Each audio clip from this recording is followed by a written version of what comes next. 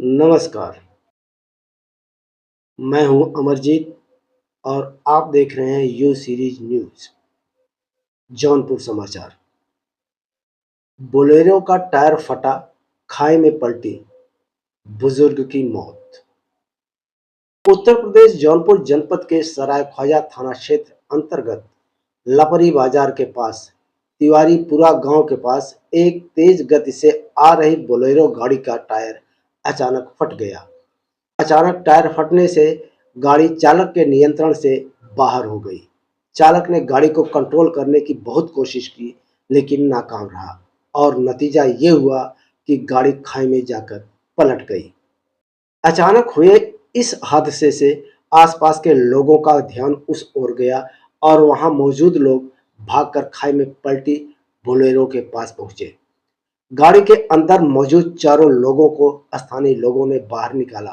तत्काल ही वहां के लोगों ने एक प्राइवेट वाहन से घायलों को जिला अस्पताल पहुंचाया।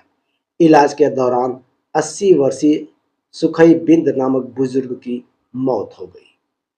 घटना बृहस्पतिवार शाम करीब 4 बजे घटित हुई। बताया जा रहा है कि बोलेरो में मृतक सुखई बिंद के अलावा उनका 25 वर्षीय नाती मुकेश बिंद और 6 वर्षीय नातिन मुस्कान भी थी।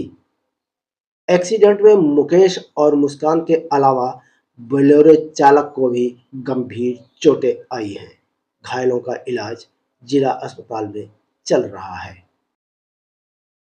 जौनपुर सिंगरामौर समाचार। रंजिश के चलते पूर्व प्रधान की गोली मारकर हत्या।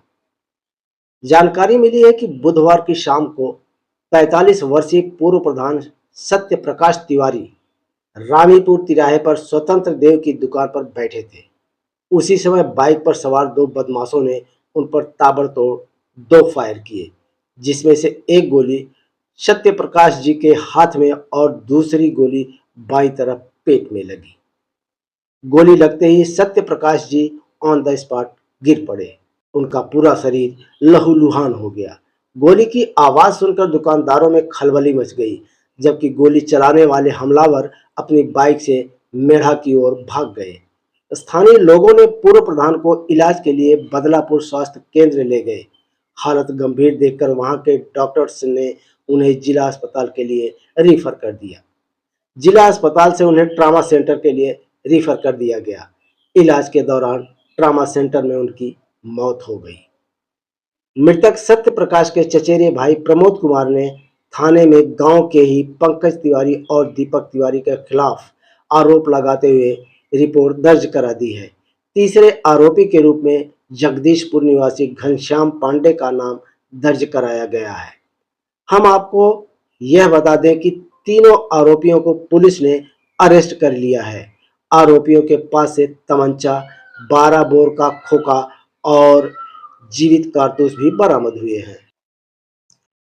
डॉक्टरों की लापरवाही से महिला की हुई मौत।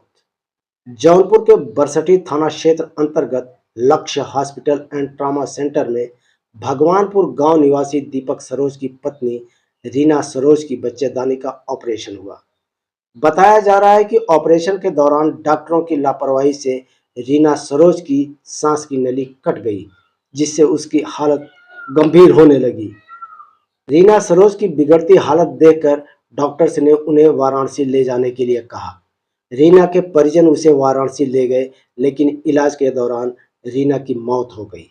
परिजन रीना की डेड बॉडी को वापस ले आए और जमालापुर बंधवा मार्ग को जाम कर दिए।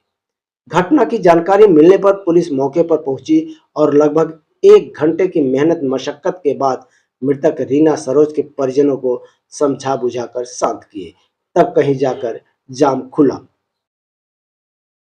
बताया जा रहा है कि रीना के परिजन डेड बॉडी को लक्ष्य हॉस्पिटल के सामने रखकर 15 लाख रुपए की मांग कर रहे हैं। परिजनों का कहना था कि जब तक मांग पूरी नहीं होगी, हम न तो शव को यहां से हटाएंगे और न ही अंतिम संस्कार करेंगे। उसके बाद सामुदायिक स्वास्थ्य केंद्र के प्रभारी डॉक्टर अजय कुमार सिंह टीम सहित लक्ष्य हॉस्पिटल पहुंचे और मृतका के परिजनों को आश्वासन दिया। अपनी उपस्थिति में ही उस अस्पताल को सीज कराया। उसके बाद पुलिस ने शव को कब्जे में लेकर पोस्टमार्टम के लिए भेज दिया। सियासी हलचल। समाजवादी पार्टी प्रमुख अखिलेश यादव ने उत्तर प्रदेश की जनता को धन्यवाद देते हुए कहा कि जनता ने मुद्दों पर वोट दिया है। बीजेपी को उत्तर प्रदेश में एक बड़ी शिकस्त मिली है, ऐसी शिकस्त जिसने बीजेपी को अंदर से पूरी तरह से हिलाकर रख दिया। अखिलेश जी ने सरकार बनने और बनाने के विषय पर बात करते हुए कहा कि सरकारें तो बना करती हैं और गिरा करती हैं, बहुमत न हो तो बहुत से लोगों को खुश करके सरकार बनाई जा सकती है, लेकिन जिस तरह से उत्तर प्रदेश की जनता ने वोट देकर बीजेपी को नकारा है, ऐसा कभी नहीं हुआ था। अयोध्या की जनता को धन्यवाद करते हुए अखिलेश ने कहा कि अयोध्या की जनता का दुख मतदान के रूप में बीजेपी के सामने उभर कर आया है। उनकी जमीनों को जबरदस्ती छीनकर जमीन का पर्याप्त मुआवजा न देकर उन पर झूठे मुकदमे लगाकर बीजेपी ने जो किया है उसका परिणाम उन्हें देखने को मिला है। जौनपुर और आसपास के समाचारों से अपडेट रहने के लिए सब्सक्राइब कीजिए यू सीरीज न्यूज।